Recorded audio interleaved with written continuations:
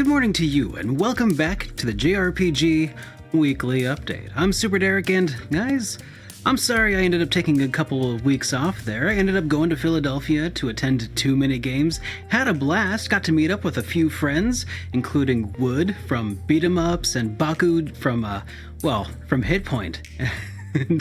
and that was a lot of fun. We got to go and get some incredible soup dumplings and stuff.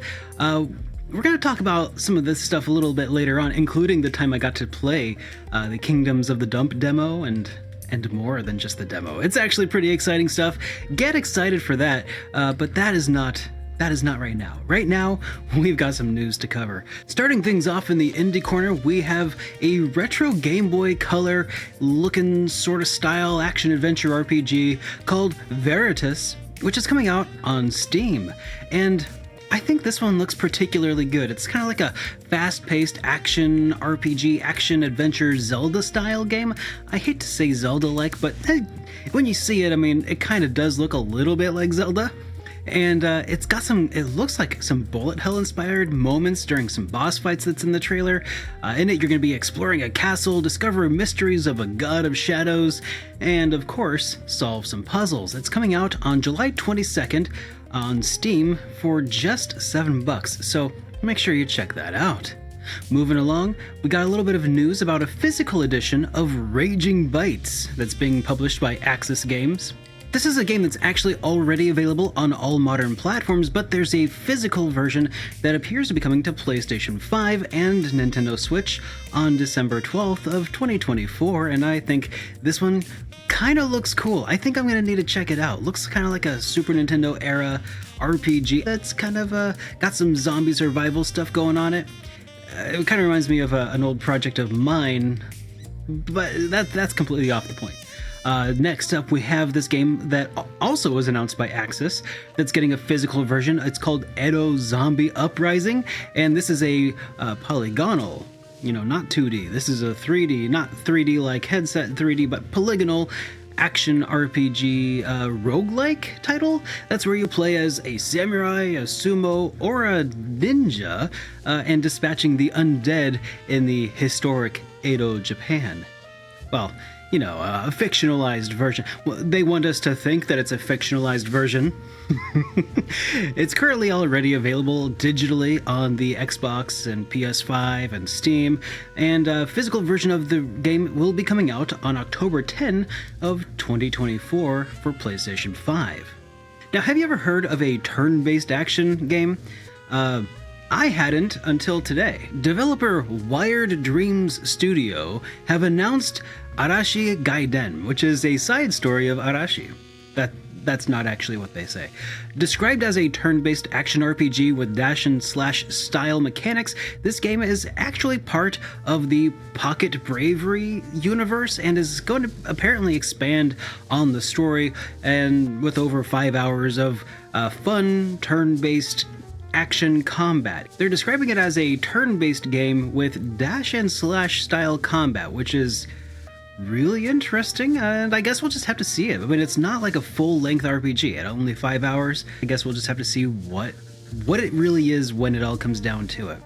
And now for one more indie that I'm actually really excited about, we have some more news about Castaway. This is a 2D pixel art action-adventure title, kinda like the 2D Zeldas, launching on August 16th. And this is going to be coming out on the PlayStation 5, the Xbox Series consoles, the PlayStation 4, the Xbox One, the Switch, and basically everything, including Steam. So this is one that I was actually really excited about a few episodes ago. So, I mean, take a look at it yourself, and I think you'll understand what's got me so excited here. It looks nice. It looks really well done. So I'm keeping my eyes out on this, and maybe I'll do an update once maybe I've had my hands on it. But enough of these indies, let's go ahead and start talking about what I like to call some of the big guns. Let's go ahead and kick this off with East 10 Nordics, which is going to be launching on October 25th in the West. This release date was announced alongside the release date trailer from Falcom, and in it, Adol and the Norman pirate Karja must work together to determine the fate of Obelia Gulf and its people. In it, you're going to harness the unique abilities of mana to overcome the challenges, grapple and slide through dungeons, and demolish obstacles and create new platforms and uncover all kinds of hidden treasures and critical points. So that's kind of interesting, and I haven't really had a chance to dissect the trailer, but I'm sure a lot of people have.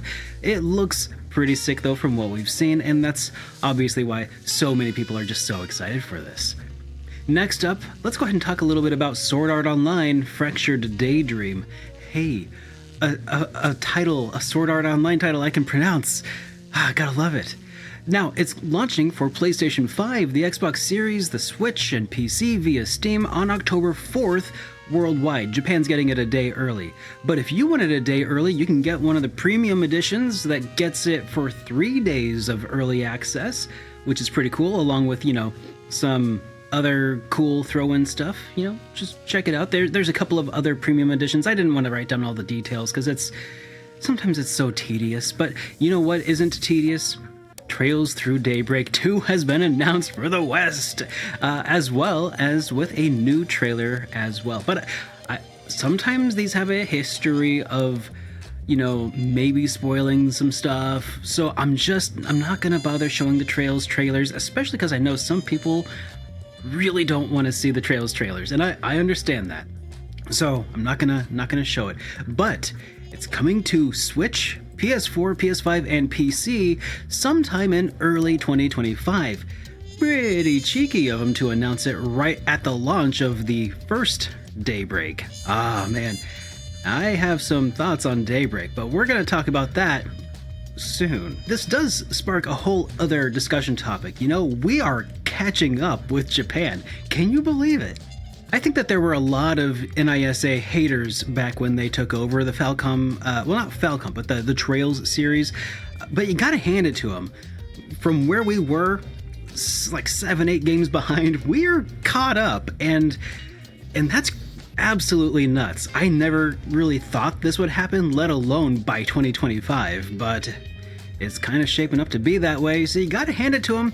I don't expect the haters to stop hating, because haters gonna hate no matter what, but all in, I gotta say, NISA, hats off, NISA. You did a good job, and thank you, because this series would be it'd be killing me if I was so far behind. But as for my own backlog, I'm still pretty far behind. I still got to get through so much, but at least I finished Cold Steel, if you don't count Reverie.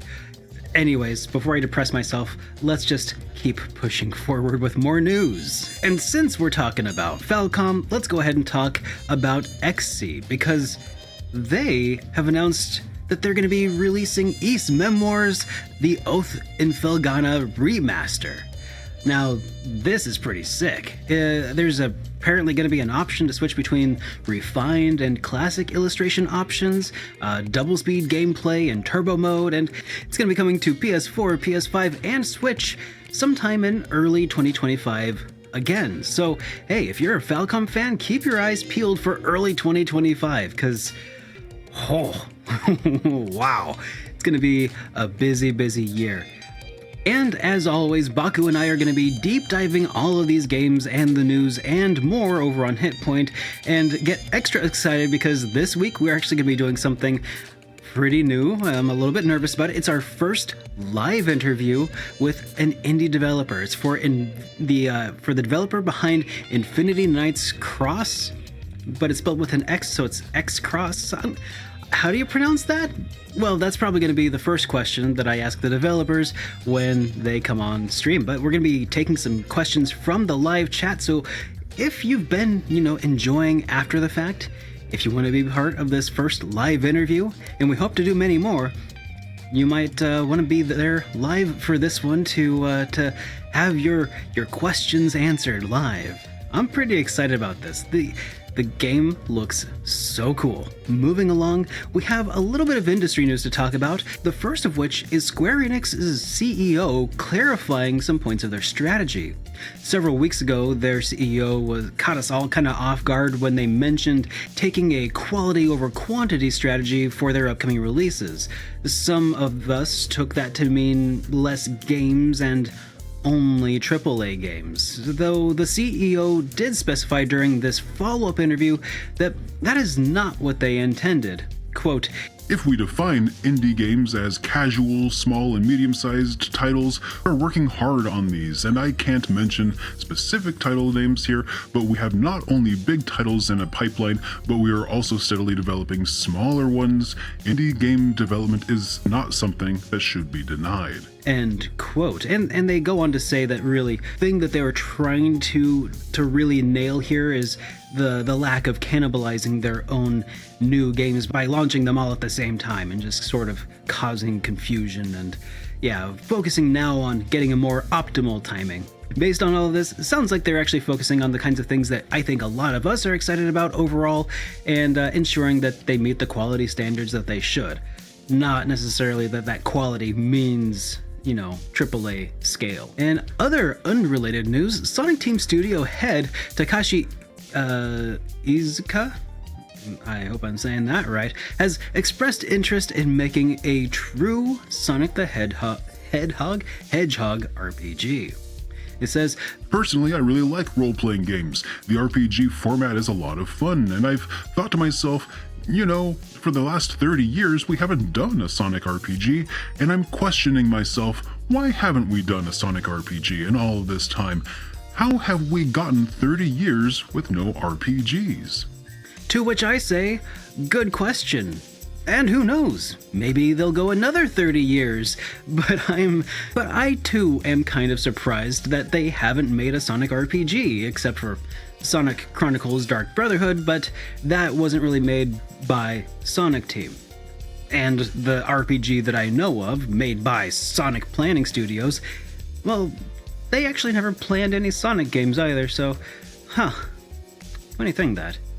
Anyways, I hope that you have enjoyed catching up on this week's and last week's news. I'm SuperDerek, and I'll see you guys all in the next one. Have a great day, everybody.